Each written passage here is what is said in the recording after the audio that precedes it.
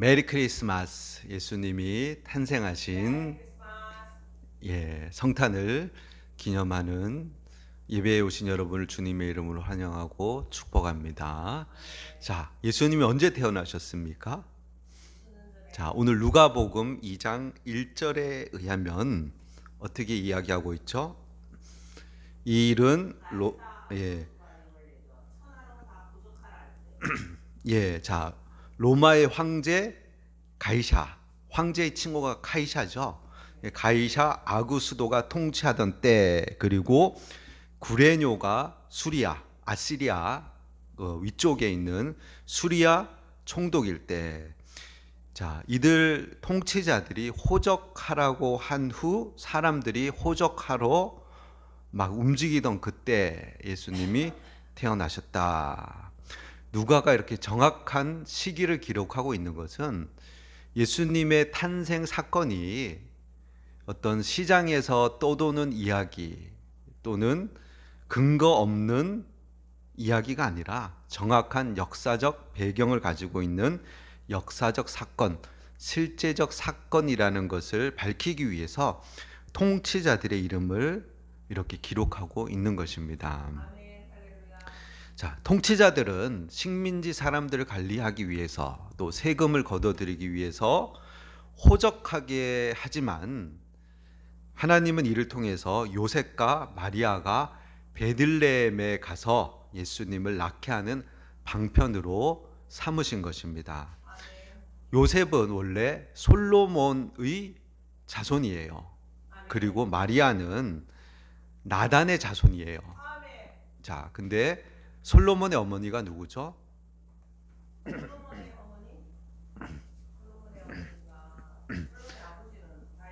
어머니는 밧세바. 예. 나단의 어머니가 누구냐면 밧세바예요. 그러면 솔로몬과 나단은 형제지간이죠. 예. 형제지간인데 솔로몬은 왕이 되고 나단은 나단 선지자가 아니고 나단은 그냥 솔로몬의 형제로 그냥 살았어요. 근데 혈통적으로 솔로몬의 자손을 통해서 요셉이 태어났어요. 그럼 법적으로 보면 예수님은 왕족이 되는 거죠. 근데 나단은 솔로몬의 형제의 혈통으로 태어났어요. 그러면 마리아 또한 다윗의 혈통을 육적으로 혈통을 가지고 태어난 사람이 마리아거든요. 그러면 다윗의 둘 다 혈통을 가지고 태어난 족보적으로 법적으로 메시아가 올 그런 계통의 계보를 가지고 이들이 태어나고 그렇죠. 근데 다윗의 유업이 어디예요? 다윗은 어디 사람이에요? 다윗. 이스라엘 사람인데 여호수아 때 땅을 분배하잖아요. 근데 다윗은 유다 지파거든요. 유다 지파이기 때문에 예루살렘 밑에 쪽으로 남쪽이란 말이에요. 근데 특별히 다윗의 가문이 유업을 받은 땅이 어디예요? 조상들이 땅을 기업으로 받은 곳은 베들레헴이죠. 베들레헴. 그러면은 요셉과 마리아는 베들레헴에 살아야 된단 말이에요. 그죠? 근데 베들레헴에 살지 않고 나사렛에 가서 살고 있었어요. 자, 왜 그러냐? 자, 아수르가 722년에 북이스라엘을 멸망시키고 거기 있는 사람들을, 그러니까 자기 제국에 있는 모든 사람들, 식민지 사람들을 다른 곳으로 옮겨버려요. 그리고 그곳엔 또 다른 민족을 갖다 심어 놓는 거거든요. 그러니까 섞여버린 거죠. 그리고 남유다는 이제 바벨론에서 멸망당하고 또 포로로 끌려가고 뭐 이러면서 역사적으로 이스라엘이 자기 조상으로부터 기업을 물려받아서 그 땅을 살고 있던 것들이 다 무너져 버린 거예요. 그래서 요셉과 마리아 또한 베들레헴에 살지 않고 북쪽 땅인 나사렛에 가서 살게 된 것이에요. 자, 그런데 미가 선지자는 예수님이 탄생하기 700년 전의 선지자예요. 근데 그가 앞으로 메시아가 올 것인데 베들레헴에 올 것이다 라고 이렇게 예언을 하고 있어요. 우리 미가서 5장 2절 한번 주보에 있습니다. 읽어봅시다. 베들레헴 에브라다야, 너는 유다 족속 중에 작을지라도 이스라엘을 다스릴 자가 내게서 내게로 나올 것이라. 그는 그의 근본은 상고에 영원에 있느니라. 아멘. 자, 그래서 요셉과 마리아는 나사렛에 살고 있었지만 베들레헴으로 옮겨가서 거기서 예수님을 낳게 되는 거예요. 로마의 세상 통치자들은 식민지 사람들에게 세금을 거둘 목적으로 자기 고향에 가서 호적하라고 했지만 이것을 통해서 요셉이 자기가 살고 있던 나사렛을 떠나 베들레헴에 가게 되고 거기서 예수님을 낳게끔 되는 미가 선지자의 예언이 이루어지는 거예요. 자, 우리에게 일어나는 모든 일들은 우연이 없어요. 환경과 상황이 그렇게 흘러가고 만들어지는 것 같아 보이지만은 사실은 모든 것이 하나님이 일하고 계시고 하나님의 목적과 뜻을 이루기 위해서 움직여진다는 것이에요. 자, 우리는 이것을 섭리라고 이야기를 해요. 우리는 섭리를 믿어요. 자, 섭리란 무엇이냐? 바로 하나님께서 세상과 역사를 우연에 맡기지 않으시고 당신의 뜻과 목적을 따라 계속해서 다스리고 이끌어 가신다는 사역인 것이에요. 자, 이 섭리는 하나님의 말씀을 이루기 위해서 이루어져 나가고 있는 것이에요. 예수님이 베들레헴에 태어나신 것도 그렇고 거기서 헤롯 대왕이 죽이려 하자 애굽의 땅에 내려가서 피난한 것도 그렇고 다시금 돌아오셔서 갈릴리 지방에 가서 사시며 거기서 사역하신 것도 다 성경의 예언을 이루기 위해서라고 성경은 기록하고 있어요. 그래서 하나님 말씀, 예언의 말씀, 또 하나님 앞으로 되어질 말씀, 모든 말씀은 이루어지는 거예요. 이루어지게끔 하나님 섭리해 나가고 계시는 거예요. 그래서 우리는 이 믿음을 잃으면 안 돼요. 하나님은 선악간에 심판하시고 하나님을 믿고 의지하는 자의 편이 되어주신다는 그 말씀을 우리는 믿어야 되는 거예요. 또한 하나님은 영원한 하나님 나라를 마련해 두시고 수고하고 애쓰고 믿음을 지킨 자들을 영접해 주신다는 그 믿음, 또한 소망을 굳건히 붙잡고 믿음으로 살아나가는 자에게 하나님이 함께해 주신다는 그 믿음을 우리는 놓지 말아야 돼요.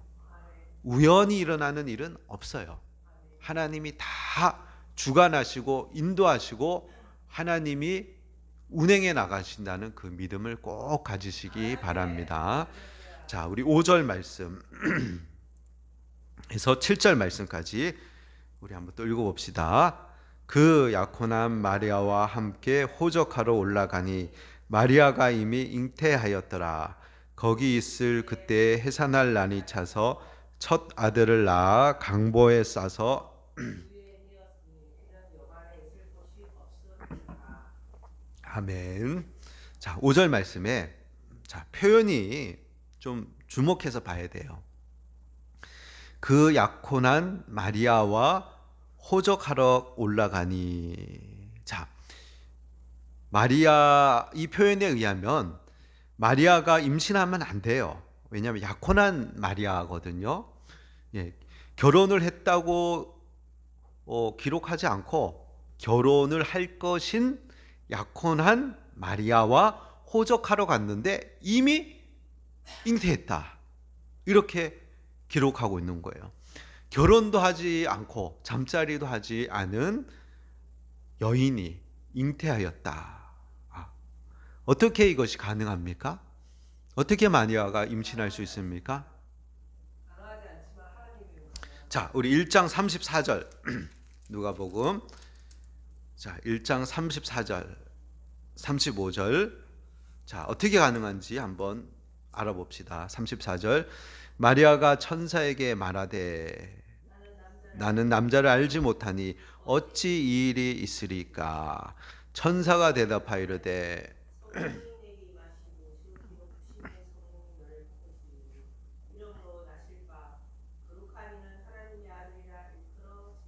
아멘. 어떻게 가능합니까? 성령으로, 하나님의 능력으로, 하나님이 마리아의 자궁 안으로 들어오셨다. 예. 이것이 과학적으로 가능합니까?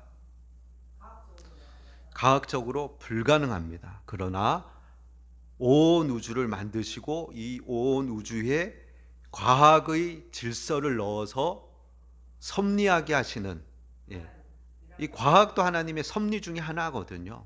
예, 규칙을 따라서 움직이게끔 하시고, 그리고 하나님의 주권적인 섭리로 또 이곳에 개입하시고 자, 그 하나님의 능력으로 바로 하나님께서 인간이 되어, 사람이 되어 여인의 자궁에 착상하셨다. 자, 그리고 이 태아가 돼서 여인의 자궁에서 10개월 동안 탯줄을 통해서 영양분을 공급받고, 또 여인에게서 태어나서 여인의 젖을 먹고 여인의 돌봄을 받으면서 우리와 똑같은 사람이 되셨다는 겁니다. 자, 왜 예수님은 하나님이신데 우리와 똑같은 사람이 되셨습니까? 예. 예수님이 우리와 똑같은 인간이 되신 것은 우리를 대신해서 살고 대신해서 죽고 우리를 하나님께 데려가기 위해서입니다. 자, 우리 주보에 기록해 놨는데, 우리가 몰랐던 예수 책에서 데인 오틀런드는 이렇게 설명을 합니다. 한번 읽어볼까요? 성육신은 우리가 살아야 하고 언젠간 온전한 인간으로 회복되면 살게 될 삶에 대한 실질적인 그림을 제공해 준다. 예, 실질적인 그림을 제공해 준다. 적당한 은혜는 내가 있는 쪽으로 내가 반 정도 가줄게. 너에게 사다리와 사다리에 오를 힘을 줄게. 내가 본래의 모습으로 회복되도록 내가 도와줄게 라고 말한다. 그러나 하나님의 풍성한 은혜는 이렇게 말한다. 내가 되어서 본래의 모습을 회복시켜 주마. 예. 참 의미 있는, 예, 그런 표현들이에요.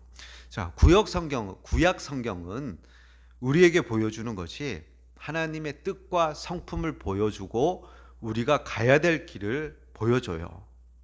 그러면서 또 한편으로는 우리가 거기에 이룰 수 없다는 사실 또한 보여줘요. 그래서 죄로 오염된 사람이 하나님께 이룰 수 없다는 사실을 알게 되므로 절망하게 만들어 버려요.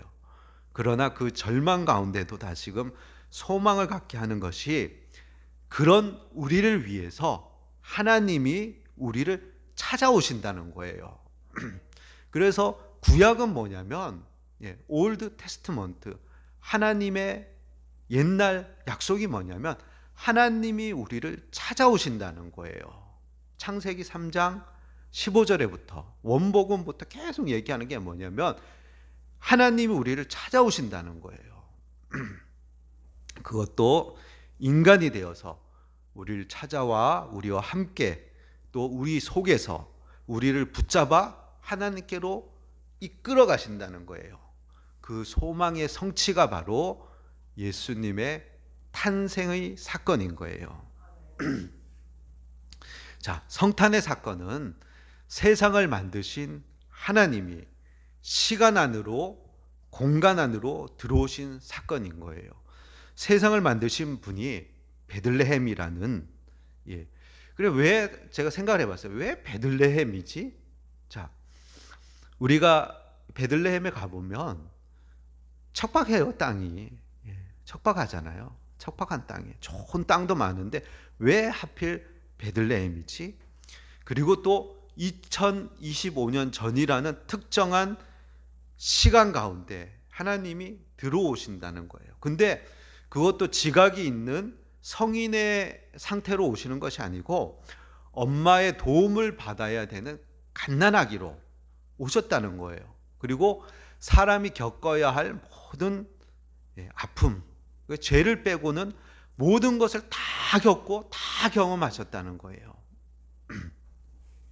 그렇기 때문에 예수님은 병으로 고통당하는 사람을 불쌍히 여기시고 사랑의 손을 내미시고 개인적인 관계 안에서 치유하셨어요. 그리고 죽을 수밖에 없는 인간의 연약한 그 모습 가운데 그런 사람에 대해서 마음 아파하시면서 깊이 동감하시고 우셨어요. 예수님은 죽음 앞에서 무너지는 사람의 슬픔, 사랑하는 이를 잃은 자매의 고통, 깨어진 창조 질서의 비극을 사람이 되신 몸으로 친히 겪으셨기 때문에 그걸 아시는 거예요. 그래서 함께 아파하시고 같이 우시는 거예요. 자, 그러니까 우리와 똑같은 사람이 돼서 우리의 모든 연약함을 다 아시는 거예요. 그러면서 우리를 붙잡아서 하나님께로 데려가시는 거예요. 자, 처음 이런 생각을 제가 해봤어요. 처음 예수님이 이 땅에 오실 때, 사람으로 오실 때 좀 더 안전하고 좀 더 깨끗하고 좀 더 좋은 곳으로 오실 수도 있을 텐데 왜 태어나자마자 구유에 누이셨는가? 자, 구유는 짐승의 먹이통이에요. 왜 귀하신 몸이 그것도 면역력도 약한 갓난 아이의 몸으로 먹이통에 몸을 누이셨는가? 자, 이 시대 때는 물론 여관이 있었어요. 근데 베들레헴은 작은 동네예요. 그리고 길 가는 손님들이 많지 않은 곳이라서 상인들을 위한 상업적인 여관이 없었을 것으로 생각이 돼요. 자, 여기서 이제 여관이라는 단어가 카탈리마라는 단어를 쓰는데 이것은 손님방 또는 객실, 머무는 공간인데 예수님이 최후의 만찬을 하셨던 마가의 다락방 그때 쓰이는 단어가 바로 이 카탈리마라는 단어를 동일하게 사용해요. 그래서 옛날에는 집 구조가 어떻게 됐냐면은 처음 들어가면은 가축들을 이렇게 보호할 수 있는 좀 마구간 비슷하게 있는 곳, 그리고 2층이 바로 이제 다락방이 있는 거죠. 카탈리마죠, 카탈리마. 그래 손님들이 오면 그곳에 이제 영접하고 모시고 이렇게 했는데 자, 요셉은 친족의 집에 머무르기 위해서 거기에 갔을 확률이 커요. 그런데 호적 때문에 손님이 몰려서 이미 손님방은 가득 차고 그래서 출산은 가축이 머무는 아래에서 거기서 출산을 하고 그리고 아기는 구유에 누였다고 생각해 볼 수가 있어요. 그러니까 문전박대가 아니고 돈이 없어서 여관방에 들어갈 돈이 없었다고 생각하기보다는 현실적으로 사람이 많아서 친족의 집에 갔는데도 손님이 많으니까 그러니까 아래쪽에 가축을 보호하던 장소에서 출산을 하고 강포에 싸서 예수님을 구유에 누인 것으로 이해할 수 있는 것이죠. 예수님이 구유에 누이신 것은 가난 때문만이 아니라 하나님의 아들이 가장 낮은 자리로 오셨음을 보여주는 것이에요. 구유는 가장 낮은 자리를 뜻하는 거예요. 구유는 짐승의 먹이통으로 인간의 공간 중 가장 낮고 가장 비천한 자리인 것이에요.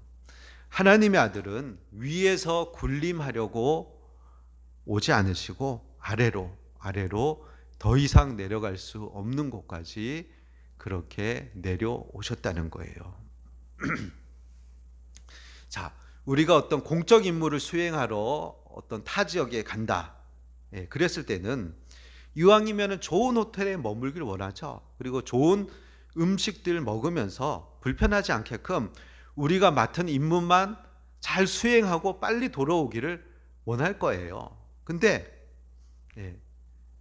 거기다 이제 갓난아기, 가족까지 동반했다면, 갓난아기까지 데려갔다면은 안전하고 위생적이고 안락한 편안한 장소를 찾을 것이에요. 근데 예수님은 그렇게 하지 않으셨다는 거예요. 가장 밑바닥까지, 가장 천한 장소까지, 가장 불편한 장소까지 내려오셨다는 거예요.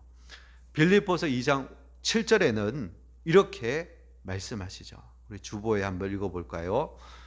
오히려 자기를 비워 종의 형체를 가지사 사람들과 같이 되셨고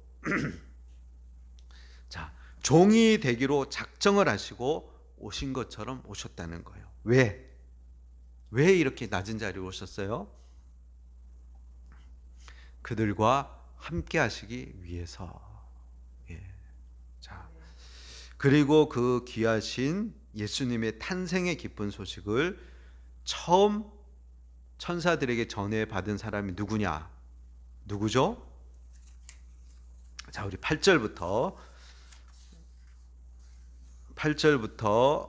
12절까지 우리 한번 읽어볼까요? 그 지역의 목자들이 밤에 밖에서 자기 양떼를 지키더니 주의 사자가 곁에 서고 주의 영광이 그들을 두루 비추매 크게 무서워하는지라. 천사가 이르되 무서워하지 말라. 보라, 내가 온 백성에게 미칠 큰 기쁨의 좋은 소식을 너희에게 전하노라. 오늘 다윗의 동네에 너희를 위하여 구주가 나셨으니 곧 그리스도 주시니라. 너희가 가서 강보에 쌓여 구유에 뉘어 있는 아기를 보리니 이것이 너희에게 표적이니라 하더니. 아멘. 누구에게 제일 먼저 알려주셨어요? 목자는 가난한 노동자 계층으로 정착 생활이 아니라 유목 또는 야외 생활을 하던, 사회적으로 거의 보호를 받지 못하던 사람들이에요. 교육 수준은 낮고 문맹률은 높고 당시 사회 인식은 중요하지 않은 사람, 주목할 가치가 없는 사람, 별 볼 일 없는 사람의 계층이 목자들인 거였죠. 그런데 왜 하나님이 친히 천사들을 보내서 예수님의 출생을 이들에게 제일 먼저 알리셨는가? 왜 그럴까요? 그것은 바로 이 복음, 이 굿뉴스잖아요. 좋은 소식. 복음은 자격이 아니라 은혜임을 드러내는 거예요. 은혜. 만약 하나님이 제사장에게 화려한 옷을 입고 경건하게 백성들에게 높임을 받는 제사장에게 먼저 알리셨다면 자기 의와 자기 공로의 종교로 인식될 수도 있을 거예요. 그리고 서기관들에게 알리셨다면은 경전을 달달달 외우고 있는 사람들, 지식의 종교, 그렇게 인식됐을 거예요. 또 왕에게만 알리셨다면 어떤 권력의 종교로 인식되었을 수도 있는 거예요. 그러나 하나님은 아무 자격도, 아무 공로도, 아무 명예도, 아무 권력도 없는 그런 사람들에게 먼저 복음을 알려주시는 거예요. 그리고 그들이 먼저 가서 그 예수님을 경배하게끔 만드신 거예요. 고린도전서 1장 27절에서 28절 말씀 우리 주보에 있는데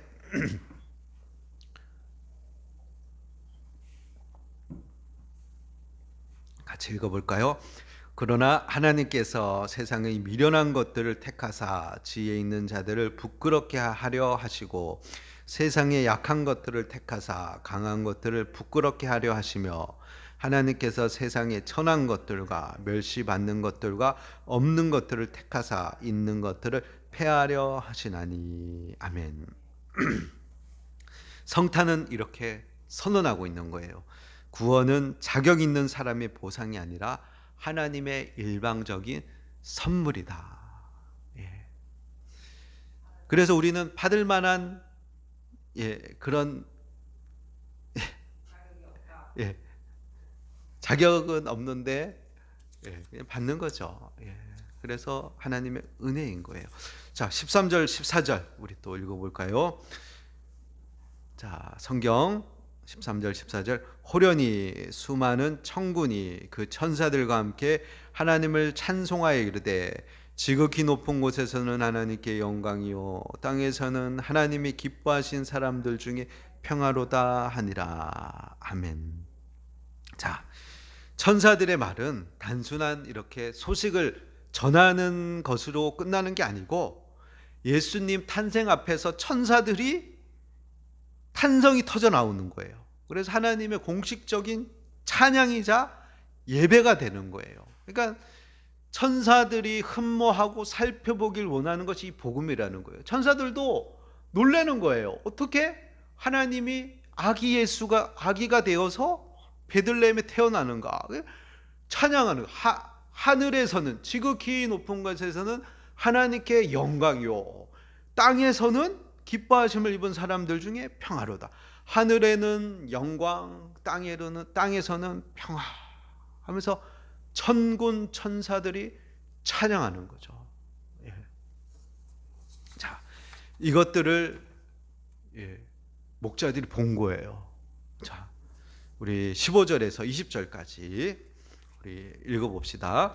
천사들이 떠나 하늘로 올라가니 목자가 서로 말하되 이제 베들레헴으로 가서 주께서 우리에게 알리신 바 이 이루어진 일을 보자 하고 빨리 가서 마리아와 요셉과 구유에 누인 아기를 찾아서 보고 천사가 자기들에게 이 아기에 대하여 말한 것을 전하니 듣는 자가 다 목자들이 그들에게 말하는 것들을 놀랍게 여기되 마리아는 이 모든 말을 마음에 새기어 생각하니라. 목자들은 자기들에게 이르던 바와 같이 듣고 본 그것들로 인하여 하나님께 영광을 돌리고 찬송하며 돌아가니라. 아멘. 자, 목자들은 자기가 본 거, 천사들이 전해준 소식을 듣고 빨리 가보자 하고 베들레헴에 달려가서 구유에 누이신 아기를 보는 거예요. 와!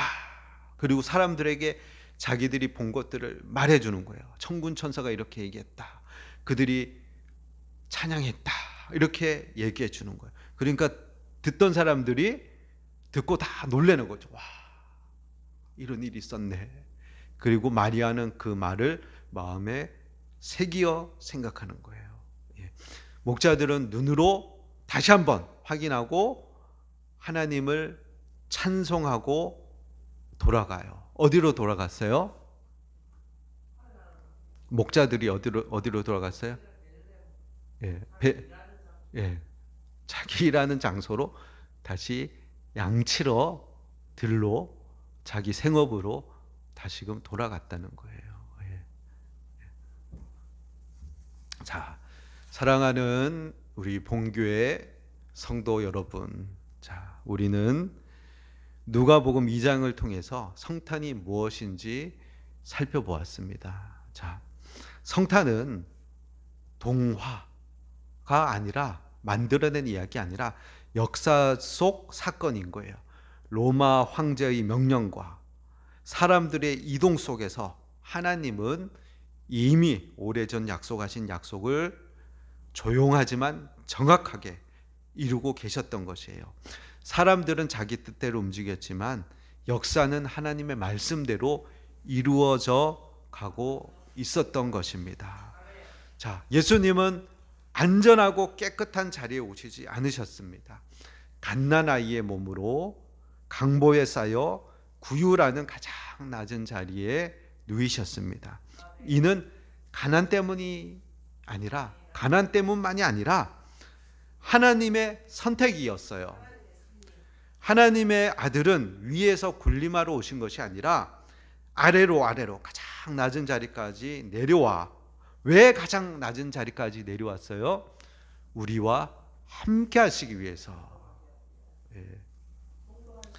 자, 그리고 하나님은 그 기쁜 소식을 왕이나 제사장이나 권세자들에게 먼저 알리신 것이 아니라 밤의 들판에 있던 목자들에게 가장 딱 먼저 전하셨습니다. 이것은 분명한 선언입니다. 예. 구원은 자격 있는 사람의 보상이 아니라 자격 없는 사람들에게 주어지는 하나님의 일방적인 은혜라는 겁니다. 그리고 목자들은 돌아갔습니다. 어디로? 자기의 일터로. 가서 보고 전하고 하나님께 영광을 돌리고 다시금 자기의 일자리로 돌아갔어요. 환경은 변한 것이 없어요. 상황은 안 바뀌었어요. 그러나 사람은 바뀐 거예요. 사랑하는 성도 여러분, 성탄은 하루의 기념이 아니라 삶의 방향입니다. 하나님이 낮아지신 그 길을 따라 우리도 낮은 자리로 또한 은혜의 자리로 각자의 자리에서 하나님께 영광 돌리는 삶을 살아나가기를 소망합니다. 지극히 높은 곳에서는 하나님께 영광이요 땅에서는 기뻐하심을 입은 사람들 중에 평화로다. 이 성탄의 평화가 여러분의 삶 가운데 충만하시기를 예수님의 이름으로